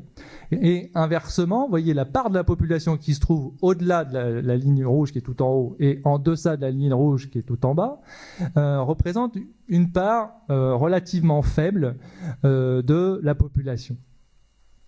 Or, vous voyez, ce qu'on peut regarder, c'est si on fait une projection rapide et un peu frustre, si on fait vieillir la population calédonienne sur 10 ans, en prenant, vous voyez, à peu près à l'heure actuelle, les 55 ans, dans 10 ans, ils auront 65 ans, donc on fait monter cette pyramide des âges, eh bien ça constituera un choc, vous voyez, loin d'être négligeable sur le PIB par habitant, puisque ça réduira le PIB par habitant de l'ordre de 5%. D'accord ? Je vous disais, pour contrecarrer ce phénomène, ce qu'on peut essayer de mettre en place, c'est des politiques qui visent à promouvoir le taux d'emploi. Et là, vous voyez, c'est aussi assez efficace. Et si on a un taux d'emploi qui s'apparente à celui qu'on a en métropole, ça permettrait, vous voyez, d'avoir une augmentation, indépendamment des questions de productivité, du PIB par habitant de 8,2%. Donc si vous voyez, on suppose que ces deux évolutions se réalisent de manière conjointe, on arriverait à avoir un effet de cette variable emploi sur population qui serait à peu près nul sur la période, sur les prochaines années. L'autre aspect sur le temps qui me reste, c'est sur l'aspect de la formation. C'est-à-dire que ce qu'on souligne souvent, et c'est remarquable, c'est qu'en Nouvelle-Calédonie, le niveau de formation a fortement progressé, notamment le niveau de formation dans l'enseignement supérieur. On est passé de 9% en 1997 à 22,6% en 2014, soit, vous voyez, une augmentation de 13,5 points.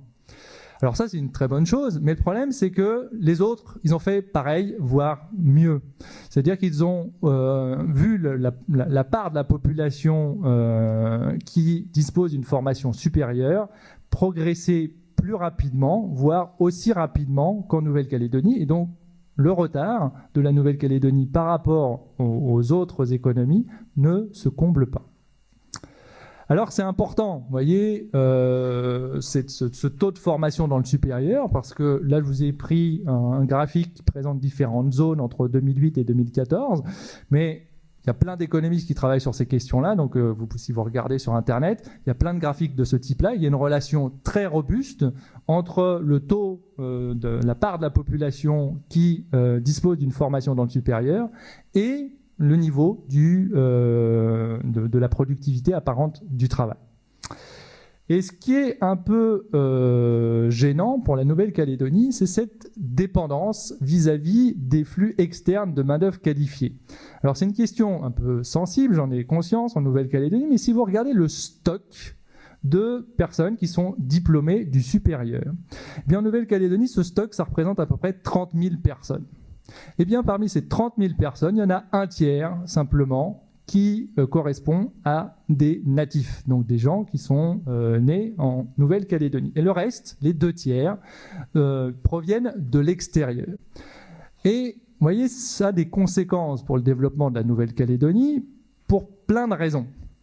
Tout d'abord, à titre de boutade, regardez qui est intervenu aujourd'hui. Regardez combien de natifs sont intervenus aujourd'hui. Très peu. Donc, vous voyez, quand on réfléchit en tant que société à son propre développement, on a besoin d'avoir ses propres ressources, d'accord ? Sinon, on est dépendant d'intervenants extérieurs. Donc ça, c'est une première remarque un peu de provocation. L'autre élément, c'est que en termes de relations vis-à-vis de la métropole, si vous regardez les fonctionnaires métropolitains, ben vous voyez qu'il y en a un certain nombre qui a un niveau de formation supérieure. Et ce stock, il faudra probablement éventuellement le remplacer ou le substituer à l'avenir. Donc là, il y a vraiment un effort important qui doit être réalisé par la Nouvelle-Calédonie pour justement que la part des natifs dans le stock des diplômés supérieurs corresponde à son poids dans la population. Puisqu'à l'heure actuelle, vous voyez, les natifs, ça représente 2 tiers de la population et seulement 1 tiers des diplômés du supérieur. Et ça, c'est pas une fatalité dans les îles, parce que si vous regardez la situation des DOM, vous voyez que leur taux, vous voyez, le niveau de formation dans le supérieur des natifs est nettement plus élevé qu'en Nouvelle-Calédonie, puisqu'en Nouvelle-Calédonie est de 8,1%, alors qu'il est de 16% en moyenne dans les DOM. Ouais. Alors, je finis juste sur si j'ai juste la possibilité de discuter 2 secondes sur cette dernière simulation, puisque tous mes camarades ont fait des simulations, et moi, j'aimerais bien avoir la possibilité d'en vous en montrer une. Donc, vous voyez, c'est important cette question de capital humain, parce que si on utilise ma fameuse décomposition pour voir quel est l'impact d'une réduction, vous voyez, du capital humain en se concentrant uniquement sur les ressources produites en Nouvelle-Calédonie, ça conduirait, vous voyez, à une baisse du PIB par habitant de l'ordre de 11%. Inversement, si on réalise un effort conséquent en termes de formation dans le supérieur, ça permettrait, vous voyez, d'accroître mécaniquement, pratiquement, le niveau de PIB par habitant de l'ordre de 3,5%. Alors c'est coûteux, vous allez me dire, de se lancer dans une telle politique, parce que vous voyez, les chiffres en présence sont extrêmement élevés. Ça n'a rien à voir avec les dispositifs qui existent jusque-là, de type cadre avenir, ou les niveaux de formation qui sont proposés en formation continue. Donc là, ça serait quelque chose de massif qui serait extrêmement coûteux, puisqu'on serait sur des coûts de l'ordre de 44 milliards de francs. D'accord ? Donc vous voyez, si vous voulez former toute cette population, ça représente à peu près, en termes de coûts directs et indirects, 44 milliards de francs. Donc ce qui est extrêmement important. Mais vous voyez que le gain que l'on peut attendre d'une telle évolution, c'est, alors parce que il faut faire des hypothèses, là pour le coup, on est entre 15 et 47 milliards. Donc, vous voyez, c'est rentable assez rapidement, c'est-à-dire sur 2 ou 3 ans. En fait, pour la Nouvelle-Calédonie, c'est rentable de miser sur la formation. Et pourquoi c'est rentable ? Parce que ça permet de réaliser tout ce qu'on vient de dire aujourd'hui, c'est-à-dire de développer de nouveaux secteurs, d'être plus compétitif, d'être plus productif. Donc c'est pour ça que la question de la formation, c'est vraiment une question centrale qu'il ne faut pas négliger pour favoriser le développement de la Nouvelle-Calédonie. Voilà, je suis désolé d'avoir...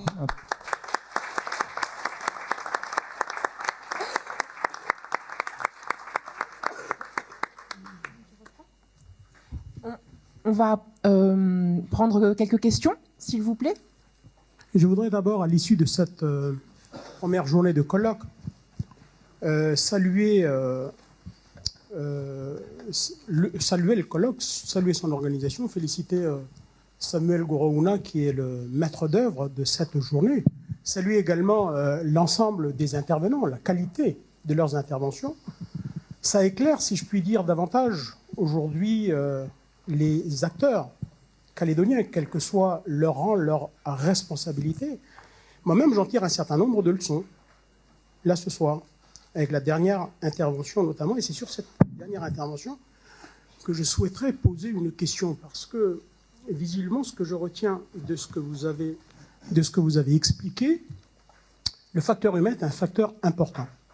Et donc, vous appeliez à l'incitation, de l'incitation à la formation, à la préparation des hommes à développer davantage la Calédonie pour créer de la richesse. Très bien, c'est vrai, c'est une certitude. Mais alors, comment on peut expliquer que dans d'autres régions du monde, sans nécessairement l'apport, ou alors l'apport de la population locale a été très très faible, on n'ait plus développé autant. Je prends le cas de Singapour, ça a été dans une des diapos qui a été présentée tout à l'heure. Tant que je me souvienne, Singapour, au tout départ, c'était 300 000 habitants, ils en sont aujourd'hui à 5 millions d'habitants. C'est probablement dans la région une économie qui est la plus développée. Comment est-ce que l'on peut expliquer ça? Si on considère que le facteur humain en Nouvelle-Calédonie, eh bien, il ne faut pas l'ouvrir davantage, mais il faut se concentrer simplement sur... Et vous avez fait... C'est assez symptomatique parce que lorsque vous en avez parlé là tout à l'heure, vous êtes revenu sur le public, et notamment sur les interventions qu'il y a eu dans le public depuis ce matin. Qui est intervenu? Très peu de local. Et donc la question, est-ce que c'est vraiment un facteur aussi déterminant? Certes, pour l'émulation, pour le développement humain, c'est important que les premiers concernés ils soient au cœur des débats, qui se sentent directement concernés. Mais est-ce aussi stratégique pour le développement économique, pour la création de richesses? Voilà la question.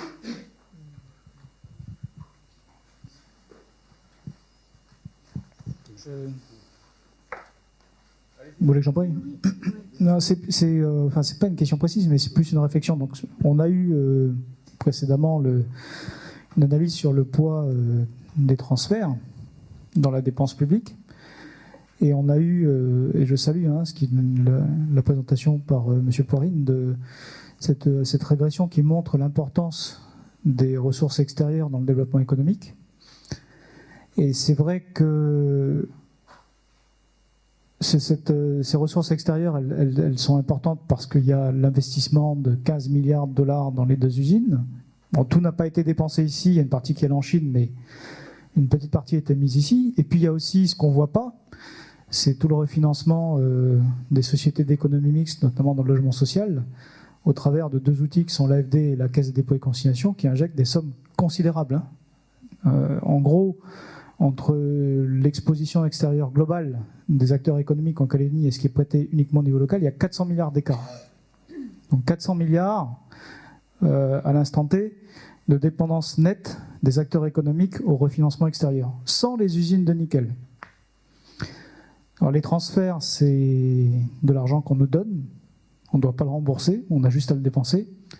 Mais cet argent qu'on emprunte pour financer des acteurs, soit privés au travers du refinancement des banques, soit publics au travers du refinancement des collectivités et des sociétés d'économie mixte, c'est de l'argent qu'on doit rembourser. Alors pourquoi je dis ça?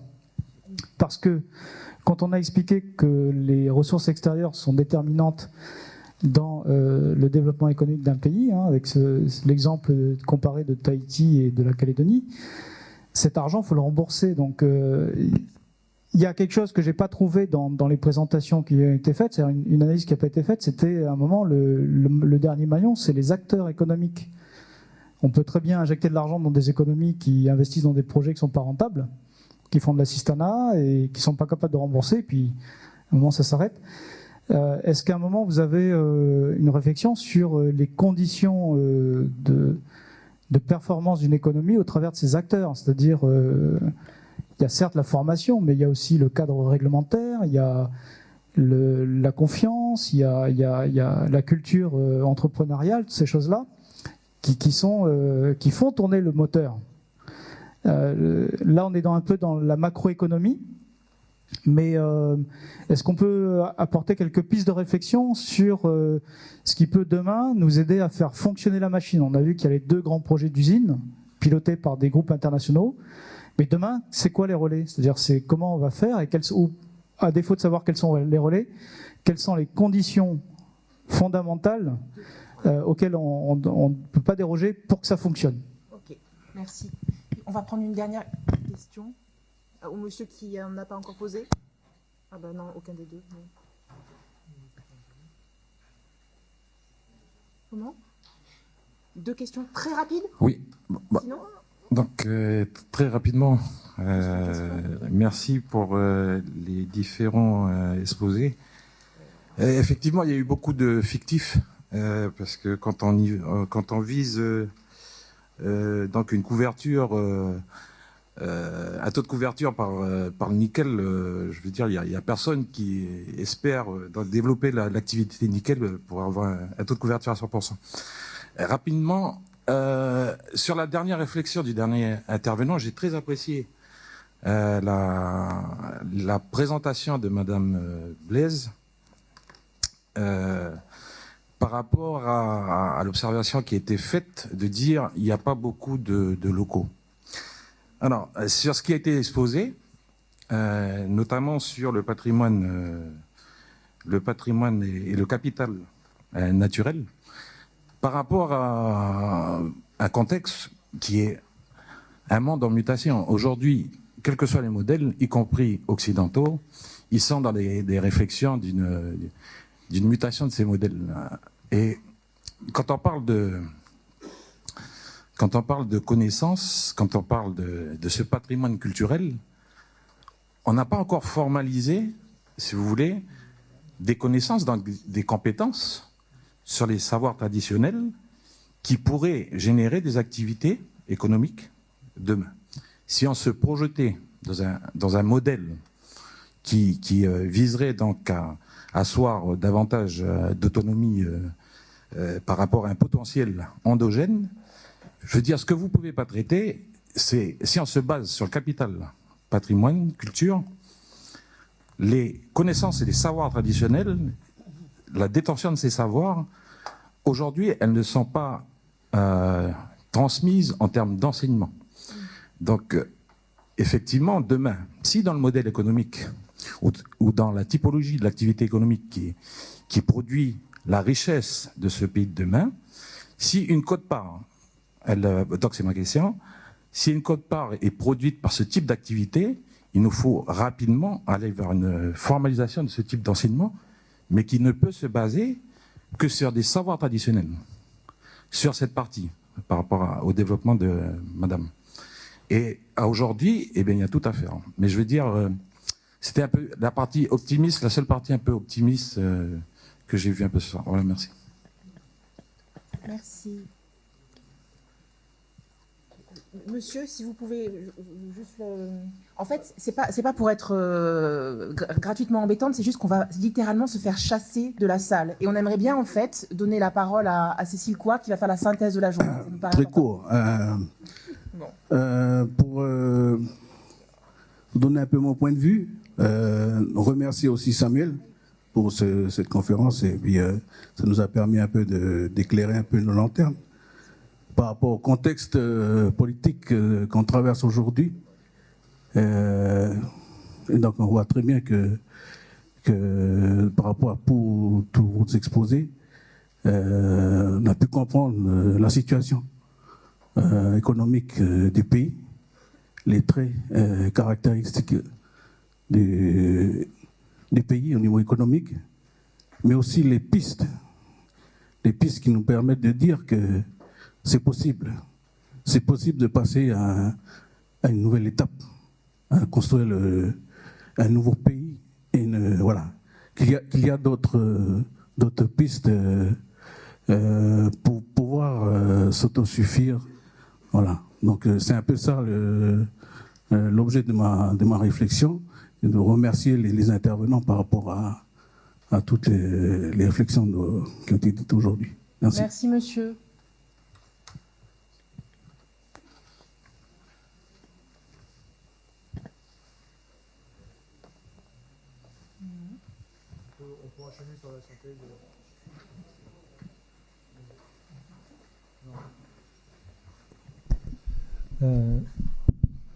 Juste très rapidement, pour répondre à la première question là, sur l'écart qui peut exister entre la Nouvelle-Calédonie et Singapour. Alors Singapour est quand même dans une situation un peu particulière puisque c'est quand même plus une réflexion en termes d'attractivité d'un territoire que de développement d'un pays. Donc c'est pas tout à fait comparable de faire un parallèle entre les deux. Donc voilà, c'est une réponse très rapide, mais on pourra en discuter parce que ça nécessiterait des développements un peu plus importants que ça, mais on n'a pas le temps.